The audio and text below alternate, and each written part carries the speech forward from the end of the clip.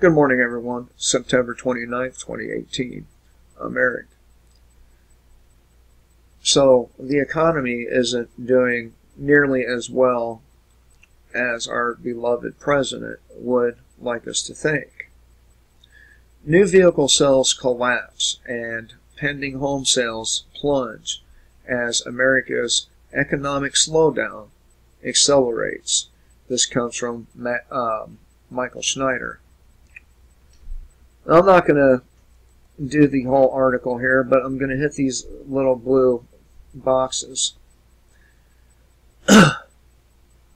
One thing I'd like to point out is when Obama was the president, people on the right like to point out that the jobs that he supposedly created were not created at all, but instead those on unemployment were taken off, which made it look like the people got employment, which they didn't. And now that Donald Trump's president, people on the right are forgetting about this. How convenient. But according to the latest estimates released by Edmunds, new vehicle sales for September are expected to collapse both on a monthly basis and a year-over-year basis. The company predicted that 1,392,434 new cars and trucks will be sold in the U.S. in September, which makes for a estimated seasonally adjusted annual rate of 17 million. This will be a 5.4% decrease from last month and a 8.3% drop from September of last year. And those are not good numbers. The drop in sales capped another rough month for the auto industry, during which Detroit's automakers all revised their earnings guidance lower, and Ford embarked on a 5-year restructuring plan.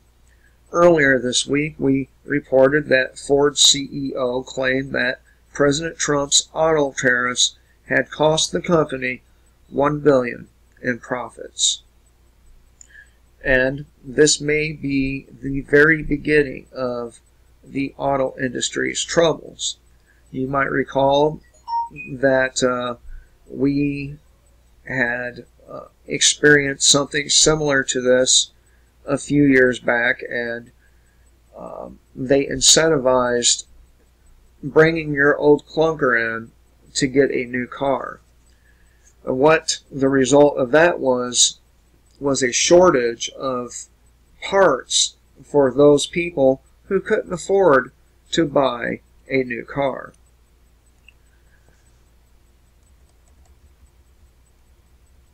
Retaliation by China to tariffs already in place have made some American auto exports uncompetitive and could collapse U.S. auto sales by 2 million vehicles per year, resulting in the loss of up to 715,000 American jobs and a devastating hit of as much as $62 billion to the U.S. GDP.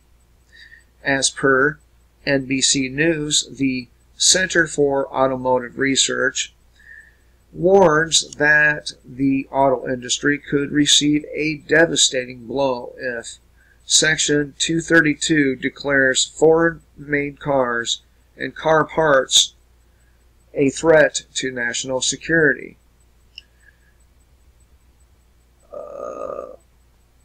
Kristen Dizek, a vice president and senior economist at CAR, that's a Center for Automotive Research, said if Section 232 is enacted, it could trigger a downward cycle in the auto industry not seen since our last Great Recession. Now, on the pending home sales. Pending home sales plunged in August, dropping 1.8% month over month, almost 4 times worse than expected. So, and it's to its lowest since October of 2014, and the 4th month of annual declines in a row. As Bloomberg notes, the decline, which was broad-based across all 4 regions, shows that higher mortgage rates, rising prices, and a shortage of affordable homes continue to squeeze buyers. Existing home sales in August matched the lowest in more than 2 years, while revisions to new home sales showed a slower market than thought.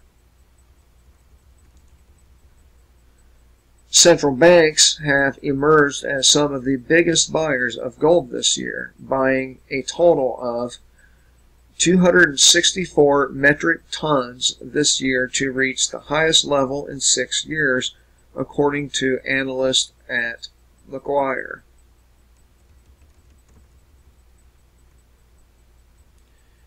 And they go on to say, folks, it's not a skirmish.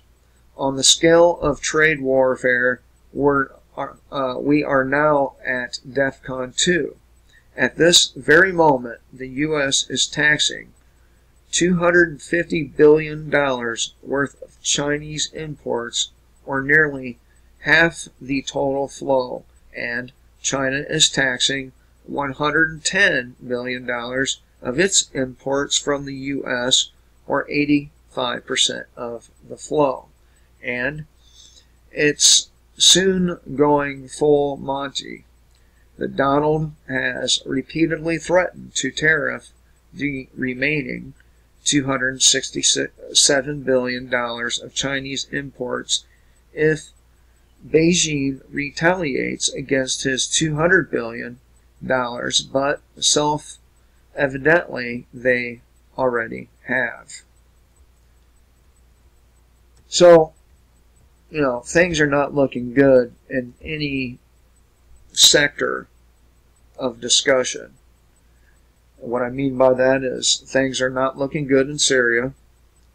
Things are not looking good as far as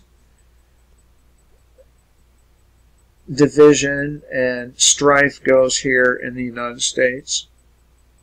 Things are not looking good for our economy, and things are not looking good socially. We are truly a declining society. The same thing happened to the Roman Empire, and we are quickly plummeting to the bottom, regardless of what Donald Trump says. Of course, it's his job to make himself look good and to try to keep things together, but eventually they're just going to fall apart. I hope you're ready. Until next time, kill the state, live free.